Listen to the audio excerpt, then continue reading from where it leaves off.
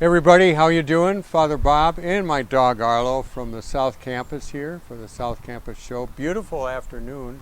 We're out on the deck in the backyard of the parish house, and if you notice, I'm wearing a St. Victoria, we'll call this golf shirt, and St. Victoria has its apparel line online.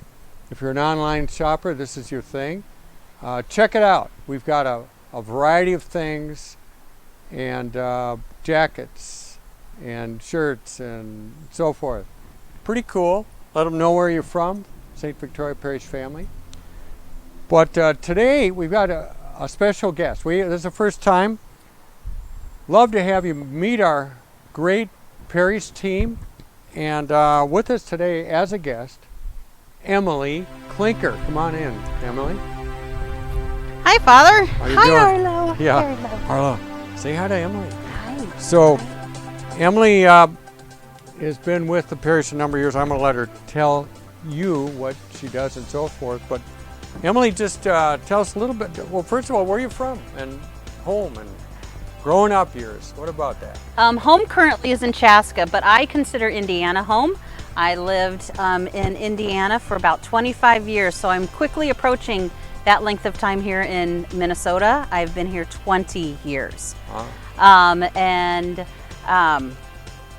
Yes, Indiana's my home, but I've lived in 6 states. Okay. So, a true Hoosier in Minnesota land, and you've adopted to Minnesota quite well. Much of your life now in Minnesota. Yep.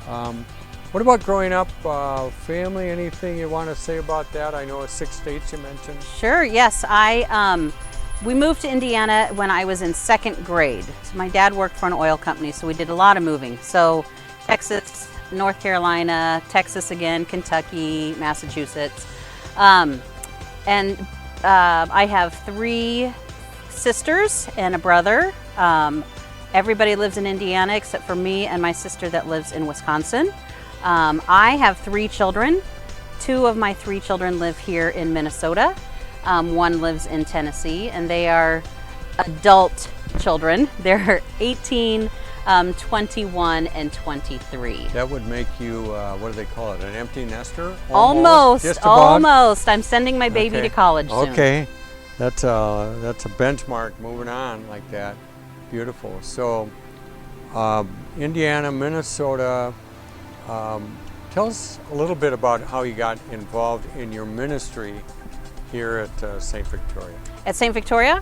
So I was working for another local parish and felt the call to perhaps move on to something bigger and with a bigger staff and more opportunities. And you just happened to have an opening.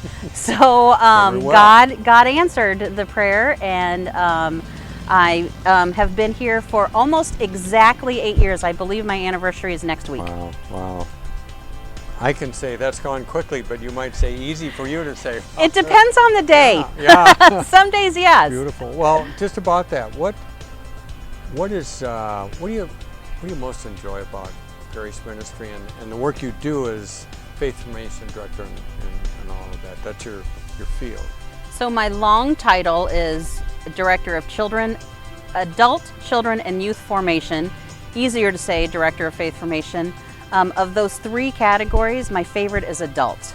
The adult formation. I have worked in all 3 categories throughout my life, and maybe it's an age or a wisdom or something.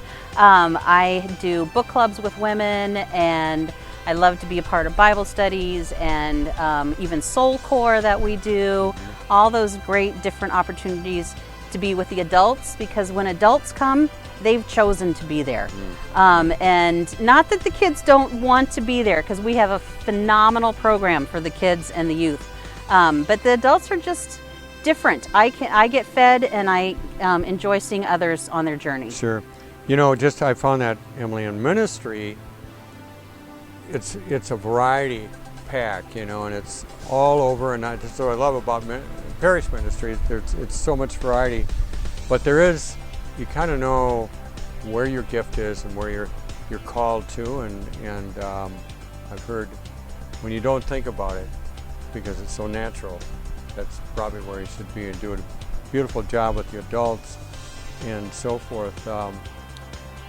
You know, this year has been topsy-turvy. COVID comes, but ministry is wild, you know, and there's always things that are coming up. What do you find some of the challenges of parish ministry, particularly your formation ministry that you do? COVID time or not COVID time? Well, all of it, you know. So COVID time, ministry is with the people, and we can't be with the people how we used to be. So we've had to be really creative in coming up with ways to be with our people, but not with our people. So I would say that's been the biggest challenge, is to really feel like we're ministering to people and not be able to be with them. Yeah. Other challenges, you know, I think they're similar to when I was teaching.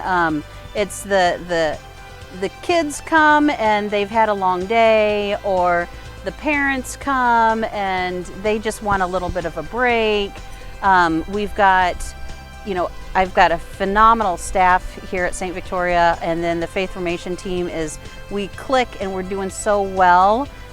So that is super exciting, but we've got all these personalities coming, and so sometimes just getting all the different ideas together, and people want to be a part of it, and you know, so I think you said it's, you know, topsy-turvy. I think that's the challenge of ministry, but also the part that I love. I'm a fly by the seat of the pants kind of a person, and so I enjoy the topsy-turvy of it as much as it frustrates me, the topsy-turvy of it. Yeah. And well, and I think the team, I'm going to say to the folks out there that have done a phenomenal, the Faith Formation team and the rest of the pastoral team, of creatively looking for opportunities to maintain the contact with the parish, and it's been beautiful. But it can't be all work, you know.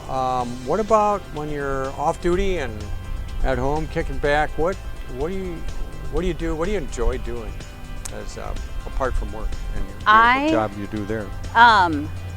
I would love to say, what do you mean off duty? Are we supposed to get off duty time, Father? I didn't know that. But Why shouldn't you? You know. But no, I love actually to be in the sun. The sun makes me happy. I like to go for walks with my friends. Anytime either of my children that live here in Minnesota want to spend time with me, I will drop things to spend time with them, because I know that time is fleeting before they really launch. I like to read books. I walk my dog a lot. What's his name? Jax. Jax. Beautiful. Yes, so if you see me in Chaska walking Jax, he's usually walking me. He's pretty strong. Yeah. Beautiful. And no problem with vitamin D deficiency. Nope, not for me. As of late in Minnesota, but maybe in the winter. So, got these ways to relax. I know you're so proud of your kids, and you should be, and they're so much a part of your life. On staff, we've got our professional careers here. We work together. It's intense work, you know, and it's all-consuming, and yet we keep a balance, and we've got our family life, and I'm glad you were able to honor that too. It's really good for me to hear. Because all of us want to stay balanced in ministry and its demands, which I can tell you love, Emily, so much.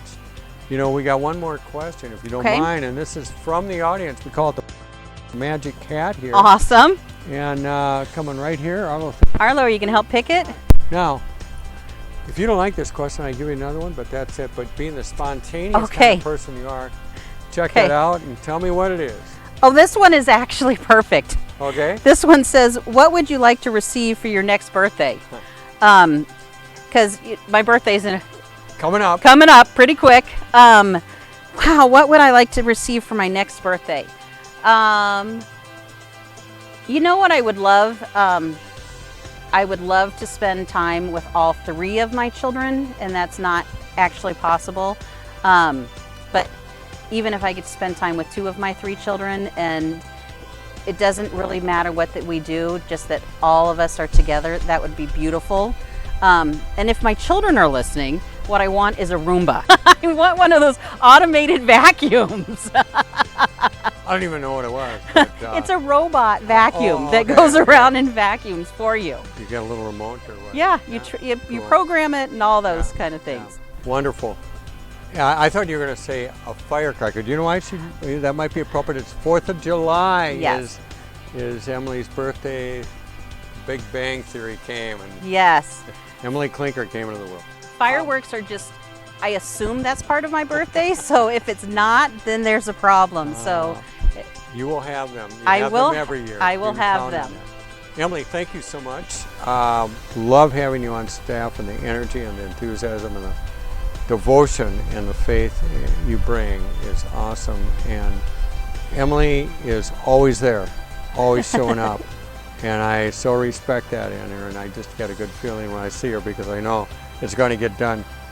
Thank you very much, Emily. And for now, this is Emily Klinker, Father Bob, and my dog Arlo, signing off from the South Campus. Hope to see you next week. Thank you for tuning in.